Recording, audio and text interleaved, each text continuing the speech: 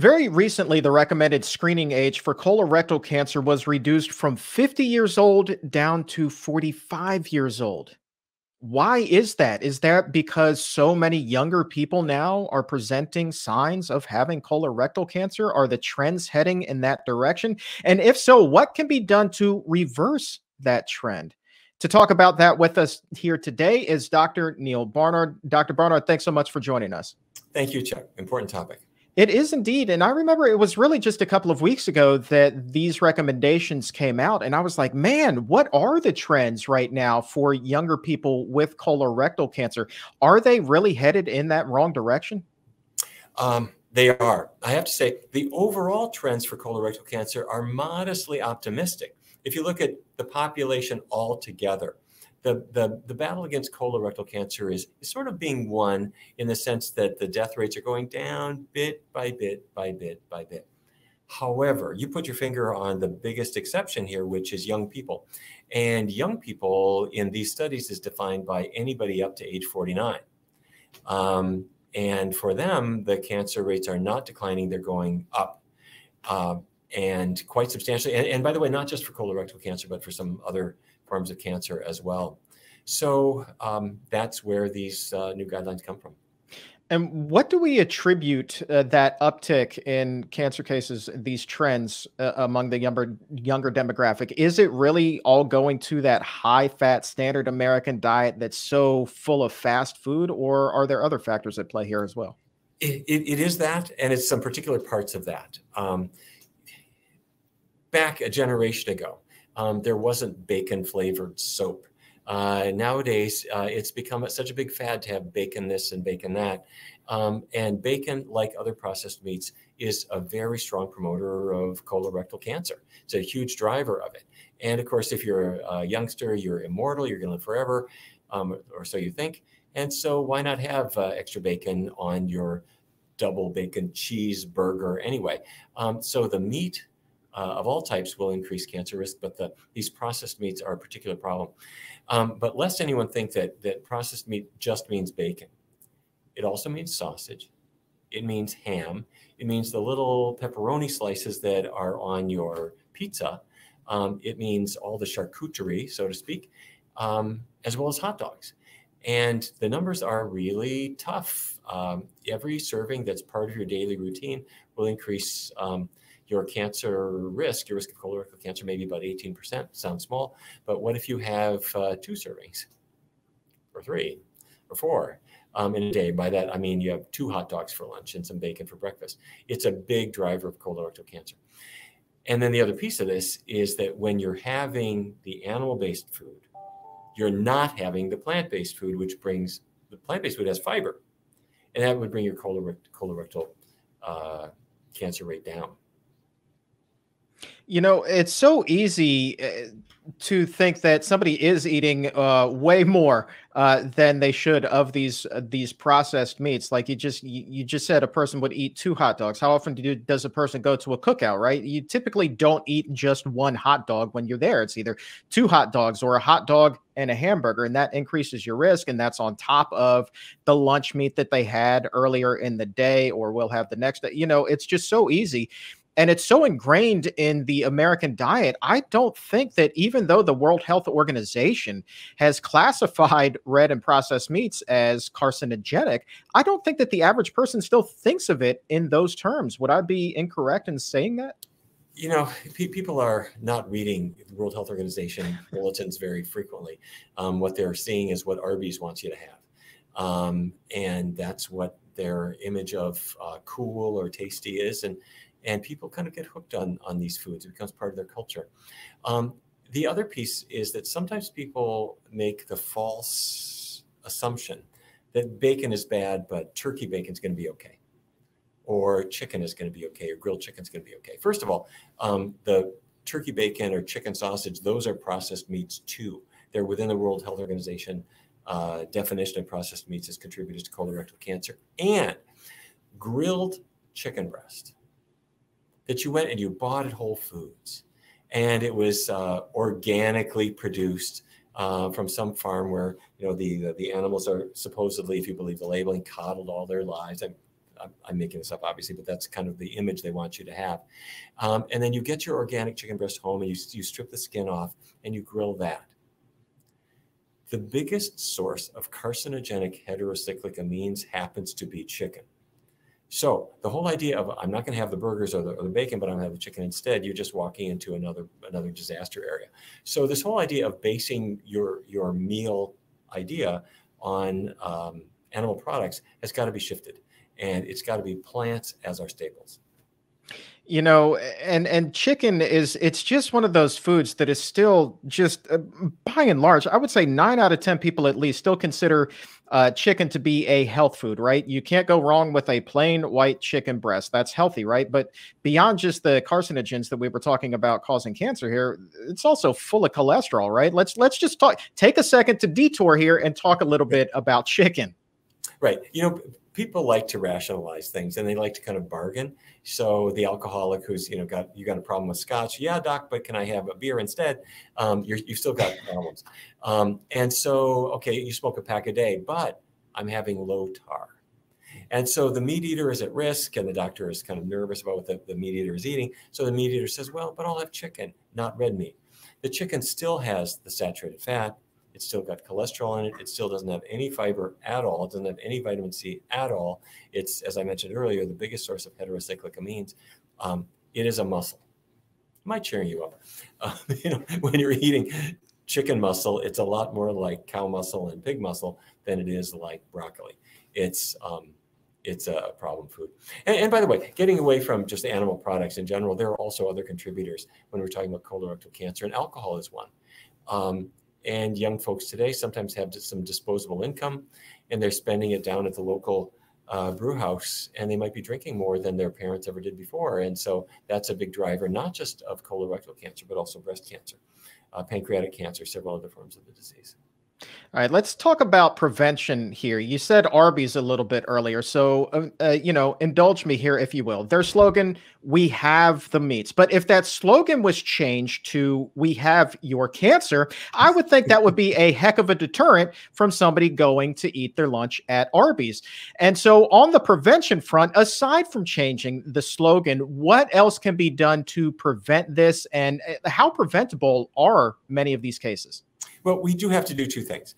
One is, the whole idea of, say, a colonoscopy or something like that. It does prevent cancer in the sense that when a person has a colonoscopy, you find these lesions that are not yet cancerous. They're just polyps. And if you remove all the polyps, you're pretty much removing the colon cancer. The problem is, well, there's a couple of problems. One is that even at age 45, if that's where we're going to start screening, there are young people who have had their cancer before that. Because thanks to the foods that they've been eating as teenagers, as people in their 20s and 30s. When Katie Couric, when her husband died of colorectal cancer, and she was on the news a great deal talking about this condition, he was a young man. He was in his early 40s, not at the age that would have been picked up by this kind of screening. So what that means is screening is great. Screening is important. It plays an important role. There are risks to it. There are limits to what it can do. And as a result of that, there are many different forms of screening, and you can talk to your doctor about what's right for you. But the most important thing for everybody is to think about preventing it in the first place through diet changes. And that means getting away from the animal products and really bringing in the plant products in the biggest possible way. And that's so critical. As you're saying that, I'm actually in the background here pulling up some statistics, and you go over to the National Institute of Health website, and it lists the deadliest types of cancer. And for men between the ages of 20 and 49, it actually is colorectal cancer. And then to hear you talk about how preventable so many of these cases are, this does not have to be number one, not by a mile.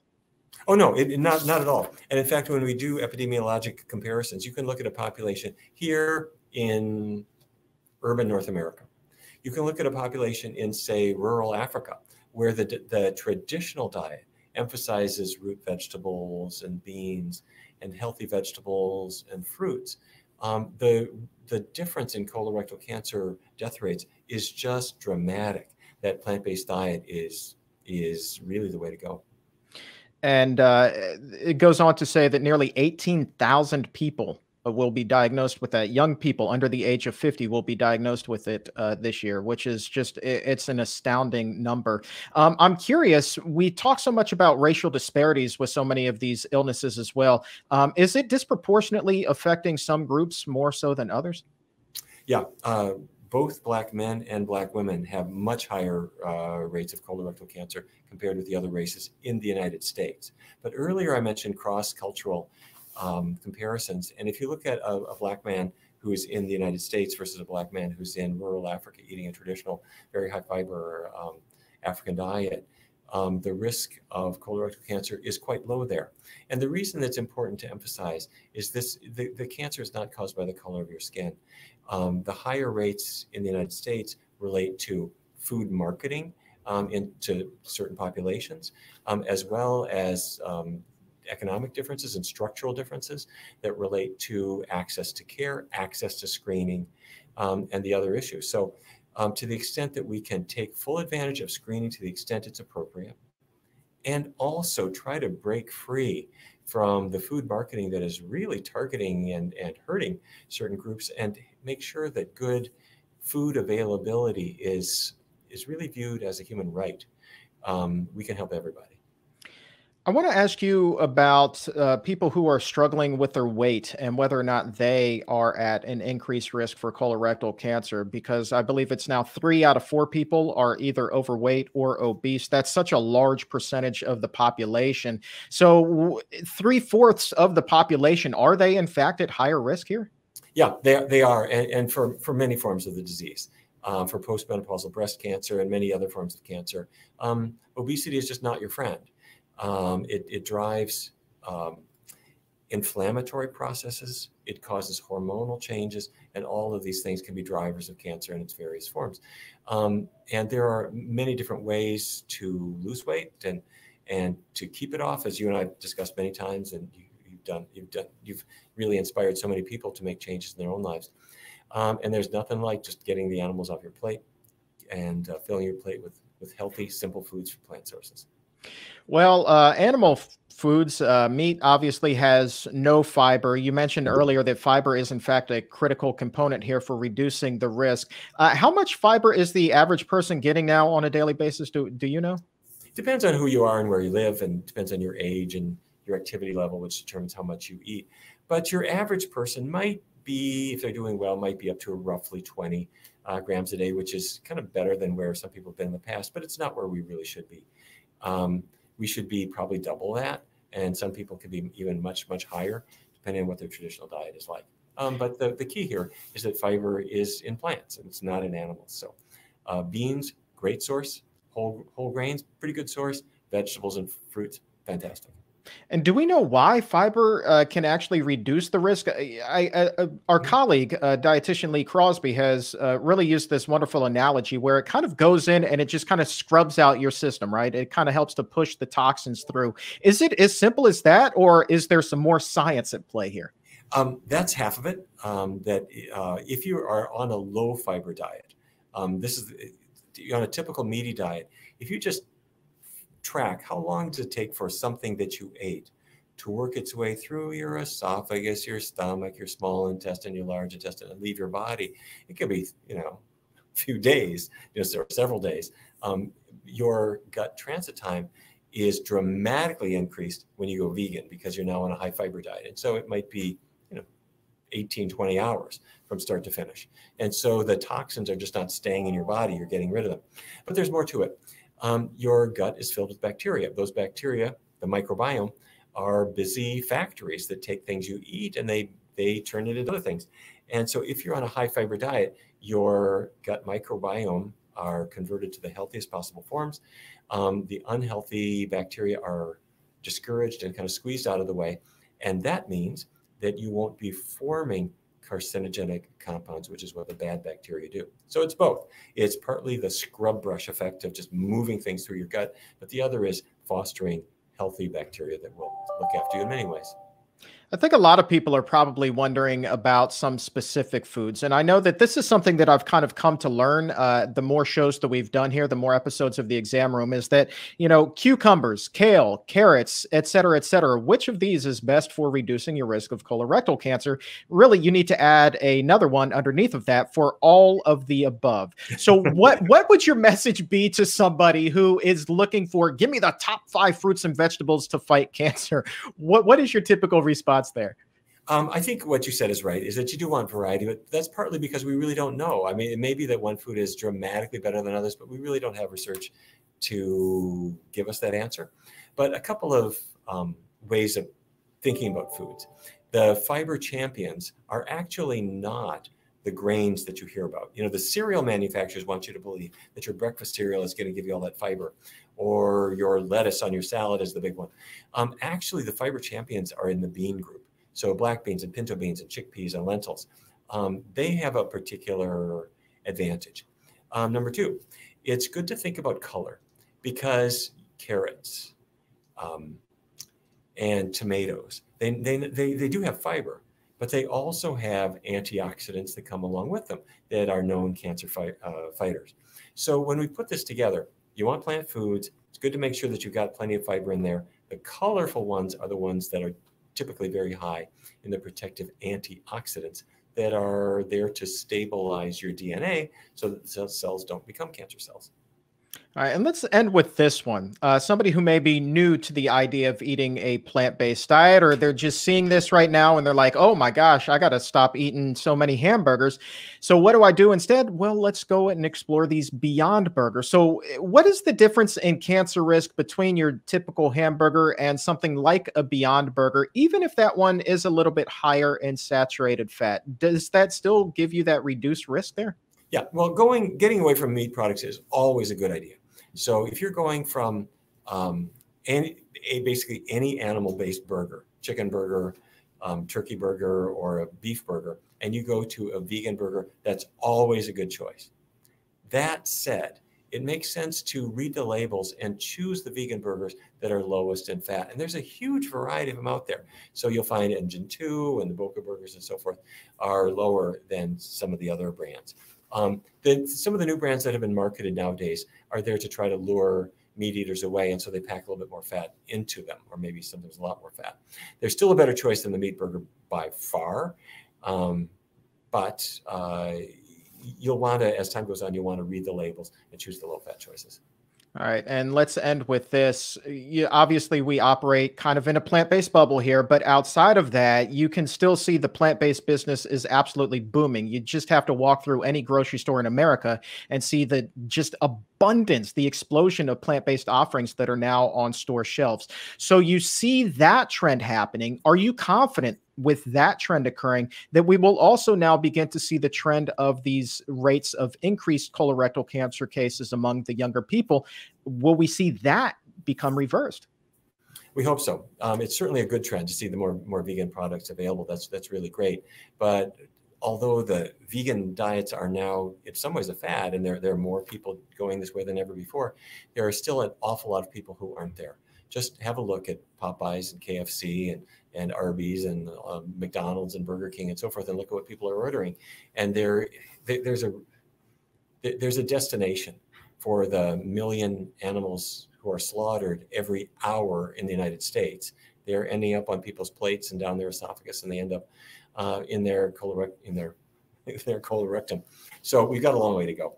I am hopeful that this trend will continue, and we'll see not only reductions in colorectal cancer in young people, but we'll also see reductions in obesity and diabetes and other things that are hitting kids in ways they didn't used to before. So let's hope that this trend accelerates.